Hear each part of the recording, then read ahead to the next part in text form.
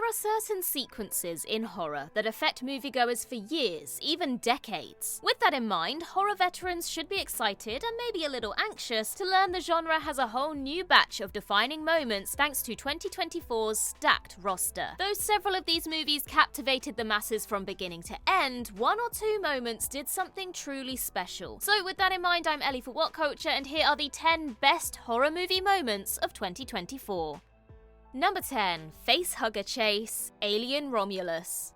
Alien Romulus is arguably the best entry in this sci-fi horror saga since Aliens. Having said that, this direct sequel to the original has a few problems, including nostalgia baiting, references to the much reviled engineers, and one very distracting cameo. That said, Romulus needs to be commended for making the facehuggers scarier than ever. These parasitoids' only purpose is to plant embryos, which lead to the spawn bursting out of the host's chest and growing into the iconic xenomorph. As frightening as that concept is, the facehuggers rarely appear for long in any of the movies. But in Alien Romulus, the creepy crawlies get a sizable chunk of screen time. One major highlight of the movie is when our ensemble is being pursued by a dozen facehuggers, who keep launching themselves into the air, hoping to latch onto their victims. Even when these extraterrestrials can't be seen, it's evident when they're near, since canisters, chairs, and desks are being constantly knocked over. The terror is heightened further by the sounds of scuttling limbs, whipping tails, and ear-splitting shrieks. The xenomorphs may be suitably terrifying, but it's the facehuggers that stole the show this time around.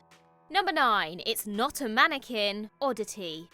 In this Irish creep fest, clairvoyant Darcy invites herself to the house of her brother-in-law, Ted, hoping to solve the murder of her sister, Danny. And just to make things awkward, Darcy inexplicably brings a wooden mannequin along with her. Throughout Darcy's investigation, the wooden figure can be seen in the background, keeping the atmosphere permanently elevated. Even though the mannequin is haunting, its true purpose is initially unknown. After concluding her investigation, Darcy reveals she knows Ted hired someone, Ivan, to kill Danny. So, to cover his tracks, Ted leaves Darcy fatally injured and orders Ivan to determine her fate. Once Ivan arrives, Darcy performs a magical spell just before she dies. As the wooden man springs to life, it's apparent it's not a mannequin but a golem designed to carry out its creator's wishes. The golem pursues Ivan through the house and catches up with him, mauling him horrifically. As freaky as this scenario is, it could have been ruined if the golem looked like a man in a costume or a CGI character. Fortunately, the creature is enveloped in darkness, which makes it more chilling since it's not clear how far or how close it is to Ivan. Screams echo throughout the house while this automaton lumbers towards Ivan, accentuating the tension further.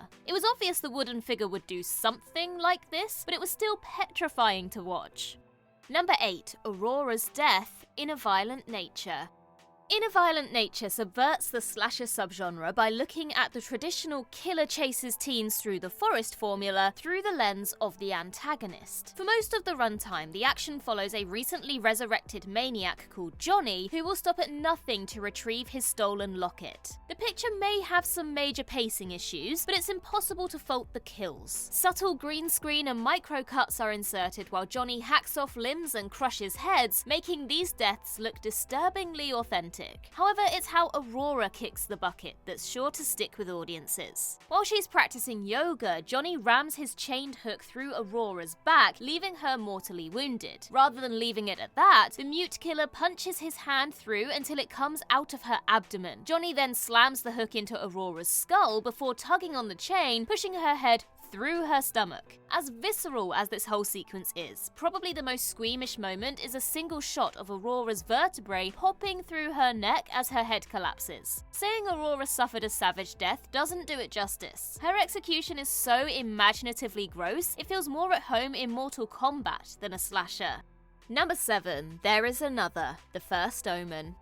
Despite seeming to be a needless prequel, The First Omen turned out exceptionally well. Akasha Stevenson's biblical horror, which takes place shortly before the events of the original, follows Sister Margaret, a nun who eventually gives birth to the Antichrist, Damien. Anyone who's seen Richard Donner's The Omen will assume they know how the birth is going to play out, since Damien's creation was detailed meticulously in the original films. However, this sequence throws in an epiphany nobody expected. During the surgical procedure, procedure, the doctor removes the placenta from Margaret and cuts it open, revealing Damien inside. But as the camera pans around, a second baby is revealed, confirming Damien has a twin sister. Although Damien is destined to be defeated, the fact that he has a secret sibling changes everything. Satan worshippers and the Catholic Church's cabal will do everything in their power to track her down, hoping to use the child for their own machinations. Even though the First Omen felt like it could only work as a one and done, the franchise can now continue thanks to this simple retcon. On top of that, revealing Damien has a twin sister hidden away was a clever way to expand on the Omen's lore without contradicting it.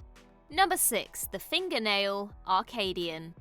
Human beings have a natural fear of the unknown. A monster perfectly encapsulates this fear since its abilities, intellect, and limitations are shrouded in mystery. And there's one moment in Arcadian that perfectly demonstrates this notion. In this post-apocalyptic thriller, Paul is trying to protect his sons, Joseph and Thomas, in a world populated by hostile beasts. Like most monster movies, the creatures are kept in the shadows at first to build tension. However, the way they are teased is phenomenal. While Joseph sleeps in a chair in his living room, one of the shaggy fiends manages to slide open the front door's peephole. Hoping to grab Joseph, the creature stretches its hand through the slit, although the boy doesn't seem to be in any danger since he's at least 15 feet away. But then the monster's fingernail suddenly grows, stretching across the room until it's mere inches away from the sleeping lad. Rather than filling the scene with eerie music or a blaring sound effect, the whole sequence is done in mostly silence, ramping up the atmosphere. Though the monster's design is extremely creative and unsettling, it's this moment that's guaranteed to cause nightmares. Number 5. Beetletjuice. After 30 plus years of rumours, a Beetlejuice follow-up finally saw the light of day in 2024. Though it seemed unlikely for the hyped project to live up to expectations, Beetlejuice captured the zany spirit of the original thanks to the old-school special effects, innovative gags, and the marvellous cast, especially Michael Keaton reprising the titular role. One element of the story which was surprisingly touching centres around Lydia Dietz's daughter, Astrid. Believing her mother is a fake medium, Astrid does all she can to disassociate from her. After bumping into a teen called Jeremy, Astrid finds herself developing feelings for him. As they kiss, Astrid is gobsmacked to see Jeremy floating, proving he's a ghost. Not only is this a surprising twist, Astrid's reaction sells it since she realizes in that moment that she was wrong to dismiss her mother's belief in the supernatural. This revelation is all the more effective when it's later unveiled that Jeremy is a murderer who intends to use Astrid's soul to bring himself back to life. This scenario creating a fascinating conflict between Astrid, Lydia, and Jeremy, which it would have been nice to see further explored. Number 4. The Interview, Longlegs.